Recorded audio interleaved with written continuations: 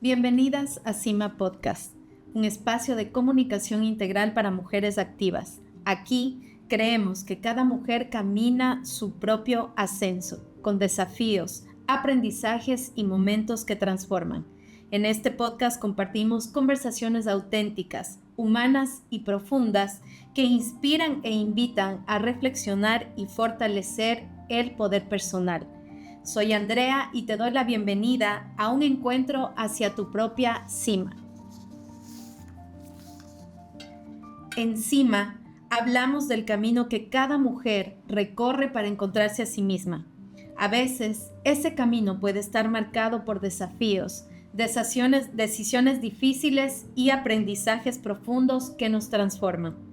Hoy nos acompaña Miriam Paredes, profesional con varios títulos, empresaria y maratonista, una mujer que ha construido su vida con disciplina, fortaleza y con una profunda búsqueda del equilibrio interior. Miriam, gracias por estar aquí. Gracias, Andrea, por invitarme. Miriam, para conversar en este día quiero saber quién eres tú en este momento. Miriam es una mujer de 53 años, no me da pena decirle edad.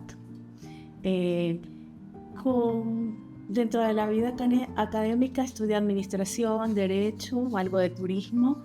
Dentro de mi vida profesional siempre he estado al lado de mi esposo en negocios familiares, empresas de comercios inmobiliarios, y entre mi vida deportiva, que fue una que adquirí hace pocos años, siempre digo comencé tarde y me da gusto porque me ha marcado, han habido muchos cambios en mi vida a raíz de ello. Me marcó mucho la disciplina, que era algo que es algo que es muy necesario para todas. ¿Por qué pensar en comenzar tarde? Hablé comenzar tarde en el deporte, ¿no? Porque yo creo que más bien comencé temprano. Por ahí te contaba algo de mi historia que, o sea, no quiero ser pesimista ni negativa, pero a mí me marcó mucho, como lo conversamos. De niña mi papá se fue de casa y dentro de todo, no fue el hecho en sí de que se haya ido de la casa, fue el hecho de que sentí que ya no éramos prioridad, es decir, éramos mi mamá, mi hermana y yo, y eso me marcó en el sentido de que yo necesitaba ser independiente, de que necesitaba ser fuerte, porque yo no tenía a papi que me defienda. Y te cuento una anécdota chistosa. Yo estaba en la escuela, en primer grado, y una vez me puse a pelear con una niña. Ya. Y la niña me dice, le voy a decir a mi papá que es policía. No. Y yo me quedé callada, porque yo no tenía papá en casa. ¿Sí? Y yo me quedé callada. O sea, te puedes imaginar que todavía me acuerdo de eso, algo tan chiquito que podría ser algo absurdo, pero dije, verdad. Entonces tomé esa historia y luego, digo, comencé pronto porque seguí estudiando. Tomé el camino de que tenía que ser la niña buena y perfecta para que me quieran. Comencé a estudiar y trabajar desde los 17 años. Yo trabajaba y estudiaba al mismo tiempo y siempre quería más en el sentido de mejorar. Decir, quiero ser mejor, ¿sí? Pero no era por un tema de figurar, sino era un tema de que necesitaba demostrar que yo era una niña buena para que me quiera papá. O sea, eso era lo que estaba atrás. Pero en el ratito cuando uno hace las cosas, porque uno es adolescente, inmaduro, no piensa, ¿no? Luego lo descubrí. Y en este camino de esta niña, de avanzar, sabiendo que tal vez la figura paterna no está, ¿cómo influyó en sí la figura materna, tu mamá? Mi mamá era una figura pasiva y más bien yo sufría por ella. Porque luego mi papá no es que desapareció completamente, él formó un nuevo hogar, pero como yo digo, sentí que ya no era la prioridad, pero él siguió estando presente a lo largo de nuestras vidas hasta que falleció hace casi 20 años. Entonces, a mí mi mamá, ella era la típica señora que quería evitar problemas y ella era calladita, ¿sí? Pero mi mamá nos enseñó lo más lindo que yo creo que puedo tener, valores. O sea, ella enseñó, mijita, no pelee, ustedes son dos hermanitas, no pueden pelear, se quieren mucho, etc. O sea, yo la mayoría de valores que normalmente uno los tiene en el hogar fueron de mi mamá. eran 3 mujeres en la casa, 3 mujeres que cómo convivían a través de sus valores. ¿Se peleaban o se llevaban bien? No, mira, te cuento que mi mamá era profesora, ella trabajaba de profesora, mi hermana y yo estudiábamos y nos repartíamos desde las tareas en el hogar. A mi hermana le encantaba arreglar la casa, a mí cocinar y mi mamá el resto, yo qué sé. Pero no nos peleábamos. Con mi hermana teníamos diferencias, pero yo qué sé, te pusiste mi ropa, me dañaste mis zapatos. Para mí cosas superficiales, pero siempre predominó el término hermanas. Sí, de ese gusto de cocinar nace una de tus profesiones, pero no, ninguna de las profesiones tienen algo en común, sino más bien cada una son completamente diferentes. ¿Cómo llegaste a escoger esas áreas? Es chistoso, ya en el colegio estudié químico biólogo, quería ser doctora y me desmayé cuando vi sangre. Ay, no. Entonces luego que terminé el colegio químico biólogo, fui a la universidad, estudié un año de economía, esto no me gusta, y luego me cambié a administración de empresas y esto me gusta, descubrí el tema de números. Okay. Y ahí viene una de las etapas que he descubierto en mi vida, porque llegó un momento que yo comencé a querer tener, o sea, después de ser la luchona, la que tengo que ser fuerte, la que tengo que trabajar, etcétera, y quedar bien, entonces yo decía, bueno, ya necesito armonía, paz interior. Y descubrí que estudiar Derecho y estudiar Administración es eso. Yo tengo detrás esa fuerza, esa estabilidad que no tuve de niña. Entonces, ¿cómo la cubría? Estudiando estas carreras relacionadas. Pero, no sé, en el ratito me dieron ganas. O sea, ¿Y turismo?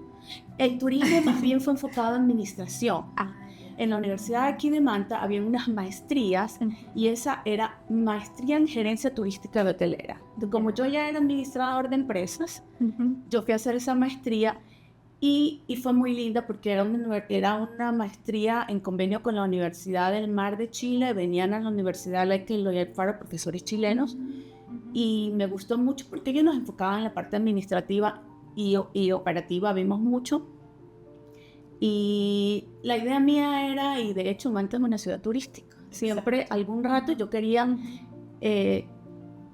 estar en esa área y por eso dije, me voy a preparar. Mi esposo me dijo lo mismo, que no hablo mucho de él, pero de él ha sido el poder tras el poder. Entonces, sí, chévere. Y además que a mí siempre me ha gustado estudiar. Y de ahí, bueno, me gustaba cocinar. Te comencé diciendo que yo aprendí a cocinar a los 12 años. Pero dices en pasado, me gustaba. Sí. Ahora ya no. Sí, todavía. Me gusta. Sí. Lo que pasa es que luego que estudié cocina, me di cuenta que era complicado cocinar para mucha gente. Ya. Entonces ya, cocino para 2, 4, 6, 8 nomás. Y si trabajabas desde los 17 años, ¿cuál fue ese primer trabajo? ¿Cuáles fueron las primeras experiencias? Vendedora. Yo vendía computadoras, fotocopiadoras. Casi siempre fui vendedora. Y dentro de la misma empresa luego pasé a ser administradora. Siempre estuve en el mundo de las ventas y los negocios. Y me parece tan interesante porque el saber vender se une a todo lo que significa crear empresa. Entonces, tú tenías ya desde joven esa visión de crear tu propio negocio o emprender, o desde qué momento fue que tú ya sentiste esa necesidad? Yo creo que fue la necesidad de lo que estábamos hablando. Necesitaba independencia. Yo no podía ser la niña mantenida del papá que llegaba a casa solo a hacer problemas, porque como te dije, él no fue un papá ausente. Él llegaba y bueno, tenía las peleas con mi mamá, entonces yo quería ser independiente. Entonces eso me hizo cambiar. ¿Sí? Si no hubiera sido una doctora mantenida por mi papá, que me mandó a hacer la especialidad, y sabes que es raro, porque no es que me quejo, es que fue lo mejor que me pudo pasar. Si no sé, yo estoy contenta. Y hablar de independencia y disciplina a veces parece que como que se contrapone, pero en tu vida siempre está marcado este deseo de tener esta libertad económica, financiera, personal, de pensamiento, pero también viene el tema de la disciplina a través del deporte. Correcto. Es que acuérdate lo que te decía, cuando yo sentía que no tenía el apoyo de nadie, yo tenía que ser sola.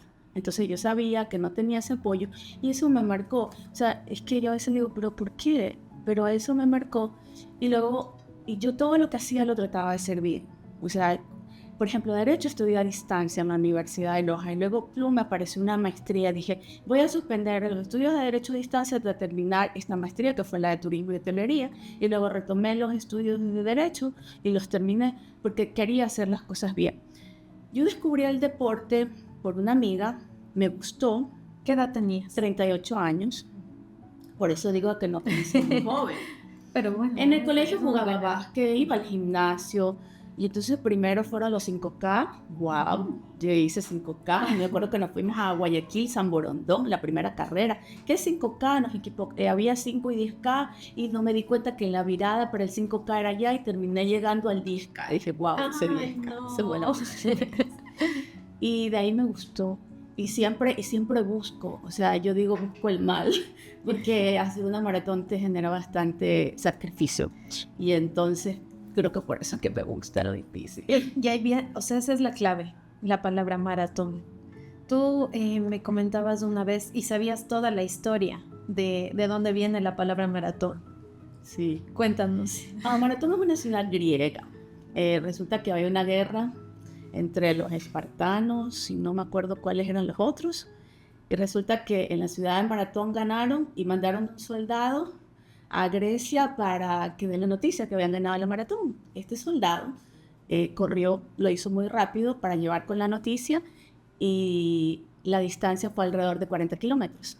Entonces, de ahí el origen de la distancia, que luego fue cambiada, porque cuando le hicieron en Londres, la reina quiso que la maratón llegue a su palacio, entonces lo aumentaron la medida, pero ese es el origen de la palabra y de hecho es parte de los Juegos Olímpicos y está de moda. Así es. Y Miriam, ¿cuántas maratones ha corrido en su vida? 7. 7 maratones. De las 7 maratones, las más famosas son ¿en qué ciudades y cuáles las has corrido tú? Las 6 más famosas les llaman las Six Majors, de las cuales he hecho 5, me falta una. Comencé con Nueva York, es la carrera más linda que yo he hecho de todas mis maratones. Luego tenemos Chicago, Berlín, Tokio, Boston, que hice el año anterior, y me falta Londres. Londres, este año, el 26 de abril voy a correr Londres. ¿Y qué significa tener esa medalla? Porque hay muchas personas que no saben, ¿no?, lo que significa tener esta medalla de haber cumplido las 6 maratones más importantes del mundo. A ver, es solo un tema muy personal, porque lo interesante es que cualquiera diría están locos. Pero digo, esta es una locura tal como cuando la gente dice que se fue a ver el partido de fútbol a no sé dónde y bueno, cada loco con su tema. Solo que esta tiene un sacrificio personal muy importante. Hacer una maratón no es un chiste porque tú corres 42 kilómetros en un promedio de 4 o 5 horas donde realmente tú te la juegas porque no solamente es el esfuerzo físico, sino también tu mente y tu corazón. Y el entrenar, tú tienes mínimo 12 semanas de un duro entrenamiento, madrugar. Yo ya me levanté, fui a la pista, estaba lloviendo, hice 11 kilómetros. 11 kilómetros. El día sábado toca 22, la siguiente 25 y hasta subir porque hay una tabla de bastante exigencia, porque si no yo voy a llegar el día de la maratón y puedo caer patas arriba, perdón la palabra, pero o no terminarla y es algo que es imposible en mi personalidad. Hay mucha gente que se retira porque no entrenó, lo cogió como un juego y realmente... O sea, es algo hermoso porque cruzar la meta te da una serie de satisfacciones. Hay que sentirlo. Y muchas veces hemos escuchado la frase de que la vida es como una maratón. Sí. ¿Estás de acuerdo? Correcto. ¿Por qué? Cuando tú arrancas la maratón eres como un joven, vas con toda la fuerza. Corres, qué felicidad, todo lo miras, la ruta, los edificios. Yo dije que Nueva York era la mejor. Subimos al Verrazano, pasábamos Brooklyn hasta llegar a Queens y luego cruzar el Queensboro. Donde luego viene el kilómetro 20, ya tú eres así como ya un poquito más maduro y dices, ¿en qué estoy? Tengo que comenzar a guardar energía, voy por la mitad. Entonces la vida es así, ya cuando ya no soy la adolescente ni la joven, quizás en la etapa que uno se casa, ya comienza a pensar, a planificar, tener hijos el resto de la vida y viene la siguiente parte de que me faltan 20 kilómetros. La analogía es, tengo que criar hijos y tengo 22 42, 22, 21 kilómetros, que es la mitad cuando uno ya comienza a hacerse las reflexiones. Tómalo con calma, Miriam, ya asunta, o sea, concéntrate, haz tu ritmo, manéjalo. Luego vienen los 30. El kilómetro 30 es un kilómetro un poquito ya de la inmadurez. ¿Por qué? Ahí se te comienzan a acabar las reservas. Ahí ya, tú tienes que comenzar a consumir geles, guineo, lo que tú puedas, porque realmente el cuerpo humano gasta su reserva energética y no tiene, hay personas que tal vez lo hacen, pero no tienen la energía para correr 5 horas sin comer nada. Y nosotros consumimos unos geles que son carbohidratos puros o azúcar o miel. Hay gente que come raspadura, le va muy bien, hay muchas opciones. Entonces, y luego viene esa etapa de madurez que tú dices, ya necesito consumir muchas cosas para poder llegar a la meta, y llegan los 40 kilómetros. Definitivamente es la edad adulta cuando ya casi que no tienes fuerzas y tú dices, solo me faltan 2 kilómetros, no tengo piernas, ya no me dan, tengo calambres, hay gente que se acalambra, y finalmente tú dices, decido correr estos 2 kilómetros con la mente, solo mente. Dale, Miriam, tú puedes, te duele el tobillo, no importa, imagínate que ya estás llegando a la meta. Entonces tú lo comparas con la vida. Los problemas que tú tienes a los 20 no son los mismos que tienes a los 50 ni a los 60, tal cual. Incluso los afrontes de diferente manera. En el maratón pasa lo mismo. Llegas al kilómetro 42 y te faltan 162 metros. Eso los corres con el corazón vibrando. Eso y, si esta analogía que hemos hecho de cómo es una maratón con la vida, ¿cómo la relacionas con esta frase que tú nos dijiste de la segunda primavera? ¿Cuál es esa segunda primavera? ¿Cuándo sabemos que estamos en esa etapa? Hace un rato yo te decía, llega un momento que tú ya dices, ya no tengo fuerzas ni ganas de controlar nada, quiero que todo fluya. Porque uno en la vida lucha por ganar más, por tener más, por hacer más, pero tú no te fijas y miras a su interior y no piensas, pero realmente es lo que yo necesito, realmente es lo que me gusta, realmente es lo que me llena. Entonces, y yo ya descubrí esa etapa gracias a un par de... He ido a algunos grupos de terapia y a unos grupos y he descubierto que sí, que realmente tener equilibrio y armonía y paz interior es una cosa maravillosa. Y realmente yo no creo que alguien de 20 años lo pueda ni apreciar ni entender. Por eso yo le llamo que esta segunda primavera.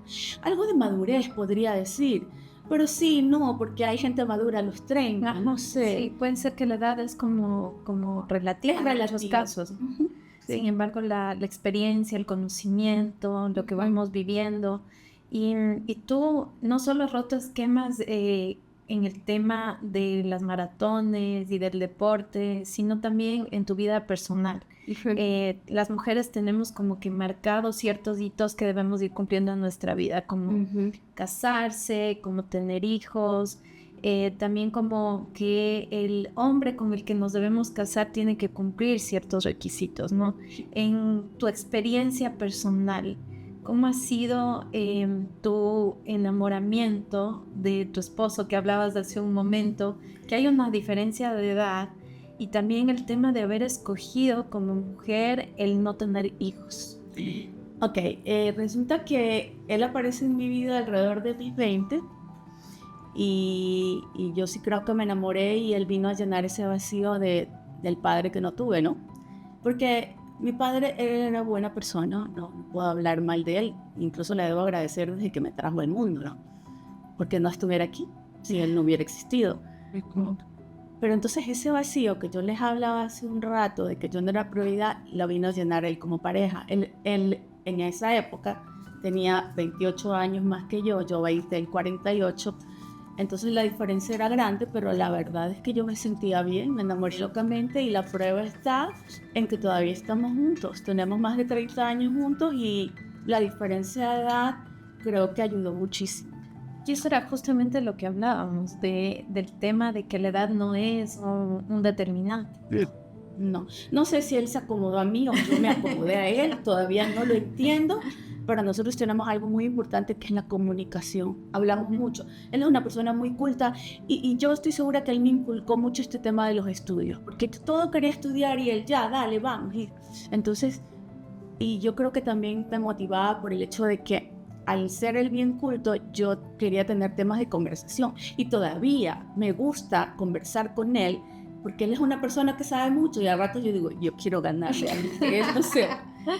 Pero es chistoso, pero hablamos mucho. Ese es el secreto de nuestra relación. No tuve hijos porque dije después, pero en el fondo yo tenía miedo. Y cuando lo descubrí ya estaba mayorcita. Yo tenía miedo porque alguna vez dentro de las peleas con mi papá era, no voy a traer hijos al mundo para que sufran lo que yo he sufrido. Eso se lo decía yo mismo. O sea, yo era rebelde. Era muy directa. Entonces, creo que por eso ya luego se me pasó el tiempo. O sea, ya tenía 35 y dije, ya, tengo que ser realista. A esta edad yo ya no debo tener hijos. ¿Y crees que esto ha influido en tu identidad de ser mujer? Sí, porque ser mujer, algo que yo termino diciendo, no es solamente ser madre y criar hijos. ¿Sí? Ser mujer es, a ver, genética y fisiológicamente, una mujer viene a cumplir muchas funciones. Y mira, he estudiado, he hecho deporte, he sido esposa, no sé si habré sido buena madre, creo que haber sido una madre bien tache. y yo soy feliz, créeme que no me arrepiento. O sea, lo razono. ¿Por qué no me dieron ganas? Alguna vez lo pensé, pero no insistí. Puede ser. Nunca tendré la respuesta, pero realmente me siento bien.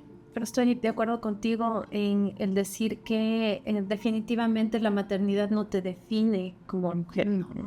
No es un tema que para sentir que puedes alcanzar unas metas o para tener logros, el no ser mamá es algo que no necesariamente nos va a marcar, sino que si lo procesamos, como tú lo dices, lo interiorizamos, simplemente seguimos con esa identidad de ser mujeres y lo llenamos de otras maneras, ¿no? Correcto.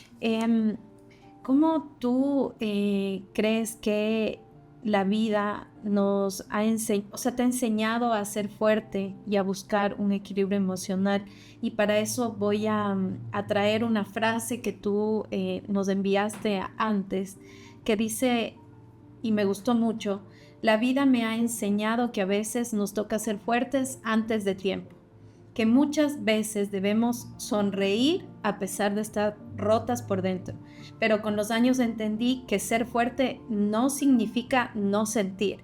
Ser independiente no significa no necesitar. Ustedes no se han dado cuenta que hay muchas personas fuertes y luego cuando las llevan a conocer me dicen, pero si es tan sensible, es tan buena.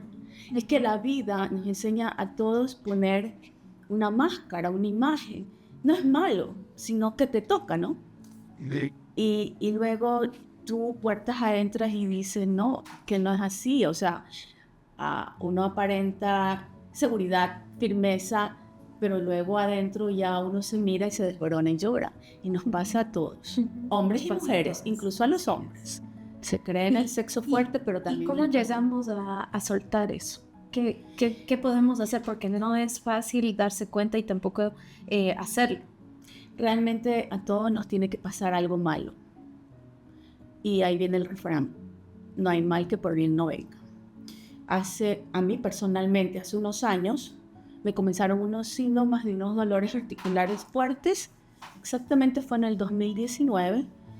Y esos malestares eran unos dolores eran de llorar. Mi esposo me llevaba de emergencia de la clínica y me tenían que poner un suero a la vena que no me hacía efecto sino hasta después de media hora. Esa artritis es una enfermedad autoinmune que se llama artritis reumatoidea. Primero yo renegaba, como todo el mundo, cuando tiene una enfermedad media fea.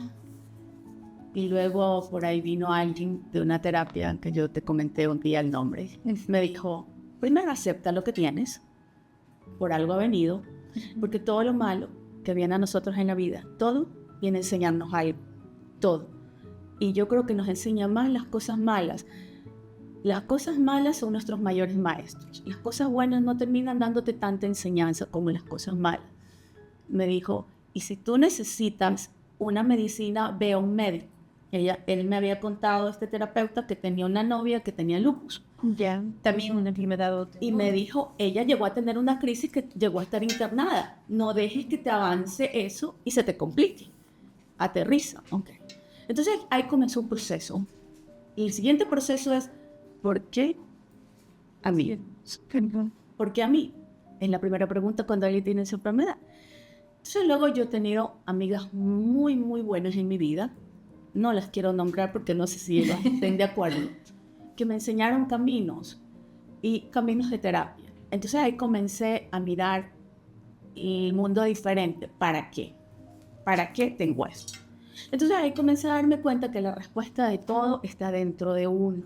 Todos buscamos afuera, todo, pero todo está dentro de uno. Entonces uno comienza a conocerse, comienza a hacer introspección, y si uno rectifica, encuentra respuestas. Y bueno, es un proceso. Y ahí estamos claros en que el cuerpo habla de lo que la mente y las emociones se callan. Correcto. Mi enfermedad es una... Mire, yo quería controlarlo todo. Cuando las cosas no salían como yo quería, me daba coraje. Entonces, ese coraje lo guardaba, ¿sí? Entonces, todo, ¿a dónde iba? A mi cuerpo. O sea, todas las emociones se somatizan. Toda emoción se somatiza. A una de una forma y otra de otra.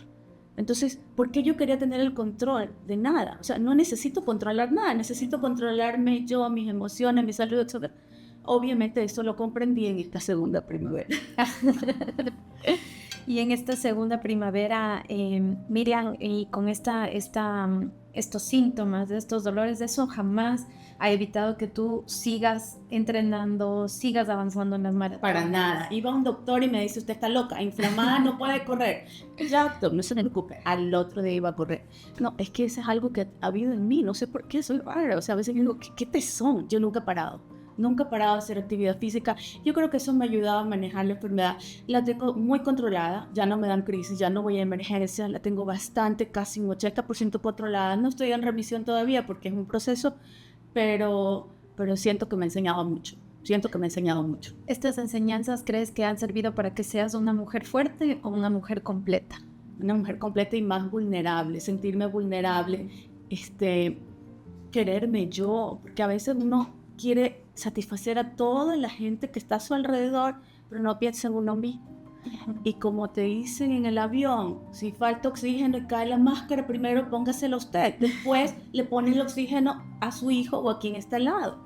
Esa es la vida. Y esa es de una máxima de amor propio también. Correctísimo. No dejarnos a nosotros como para el último, después, para el final. Y en esta carrera de vida, de siempre querer más kilómetros, más experiencias, más profesiones, ¿qué viene para Miriam más adelante? Yo qué sé. Yo quiero seguir corriendo hasta que sea viejita. Por eso, ahora que termine mis 6 medallas y consiga una medalla grande que vienen las 6 chiquitas, se llama las Six, voy a bajar el ritmo, pero no voy a eliminarlo. Yo voy a seguir en el deporte, voy a seguir estudiando, voy a seguir en mi autoconocimiento y también hay una cosa muy importante que yo no he hecho. Quiero comenzar a ayudar a la gente, no sé de qué forma, pero ya veré la forma. Con tu experiencia y con esta reflexión que nos das de ayudar a la gente y con el contexto que tenemos de este 8 de marzo, que justamente ya se viene, ¿cómo piensas tú que podrías inspirar a todas las mujeres que nos están escuchando y ser esa ayuda o ese impulso que necesitan muchas para decir, hoy me paro de la cama, hago deporte, me corro 1 kilómetro o me meto a estudiar lo que yo quiero o me pongo un negocio o por último me caso con quien yo quiera? ¿Qué les diríamos? Ser uno mismo, quererse, amarse a uno mismo. Primero yo y después el resto. Y esto no lo digo en un tono de que seas, cuando solo piensa egocentrista, no, sino que simplemente si tú no te amas a ti mismo no puedes amar a nadie. Y que el hecho de ser mujer no las haga sentir débiles. Siempre hablamos de la igualdad de derechos. Realmente hay que reconocer que el hombre y la mujer fisiológicamente somos diferentes. pero eso no quiere decir que no nos respetemos. Entonces, así como nos respetamos a los adultos, también tenemos que respetarnos hombres y mujeres. Y la mujer tiene que hacerse respetar. Y realmente no se tiene que hacer respetar con violencia, simplemente siendo una misma. Porque cuando hablemos del tema de género, si un hombre ve a una mujer insegura, abusa de ella. Pero cuando un hombre ve a una mujer capaz y segura de sí misma, no lo va a hacer. Muy bien, Miriam, ha sido una conversación muy inspiradora y quiero saber qué es para ti dentro de tu historia, de la disciplina, de esa búsqueda de equilibrio físico y mental. ¿Qué significa para ti estar hoy en tu cima? En mi cima. Que me siento tan feliz porque me estoy descubriendo. O sea, yo vivía una vida así como tan acelerada y ahora el hecho del autoconocimiento y el hecho de llegar a tener paz interior y me da así, siento así como una cosa rica, como un alivio y también algo que todos repetimos, quiero conocer la verdad, la verdad, la verdad. Pero ustedes sí saben que la verdad la tiene cada uno desde su punto de vista. Mi verdad, por ahí veía un refrán de unos sabios que tocaban un elefante y como ellos eran ciegos, el uno decía esto le cogía la cola, esto es una culebra, el otro que cogía el cacho, esto es una lanza, el otro que cogía el cuerpo y decía esto es una pared. A la hora de la hora todos los sabios ciegos tenían razón, pero ninguno era dueño de la verdad porque ninguno rodeó el elefante. Entonces esa es la verdad de la que yo hablo. Hacia ahí, en eso me hallo, buscando la verdad. En la cima. En la cima. ¿En la cima sola o acompañada? Siempre acompañada. ¿De quién? Bueno, yo siempre estoy con mi esposo, hemos hecho un 2 en 1 y de mis amigas, tengo muchas amigas hermanas que me rodean. Y eso. Muchas gracias, Miriam, por acompañarnos en este gran episodio. Nuevamente agradecerte mucho por compartir tu historia con tanta honestidad. Y a quienes nos acompañan en este episodio de Cima, si la conversación les resonó, pues les invitamos a seguirnos, a darnos like y compartirlo con otras personas para que puedan conocer más historias e inspirarse. También déjennos sus comentarios y reflexiones, nos encantaría leerles y muchas gracias.